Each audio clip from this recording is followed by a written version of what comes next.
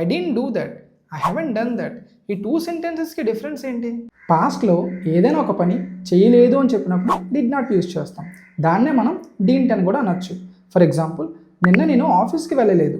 I did not go to the office yesterday. ఈరోజు morning నువ్వు నా కాల్ ఆన్సర్ చేయలేదు. You did not answer my call this morning. అలా కాకుండా ఏదైనా ఒక పనిని ఇంకా చేయలేదు, ఇంతవరకు చేయలేదు అని చెప్పినప్పుడు హ్యావ్ నాట్ V3 యూజ్ చేస్తాం. ఈ హ్యావ్ నాట్ని హ్యావెంట్ అని కూడా అనొచ్చు.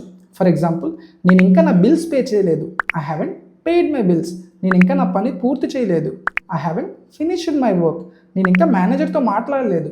I haven't spoken to my manager. So I don't do that అంటే నేను అది చేయలేదు అని అర్థం. అదే ఐ హ్యావెంట్ డన్ దట్ అంటే నేను అది ఇంకా చేయలేదు అని అర్థం. Now I got it.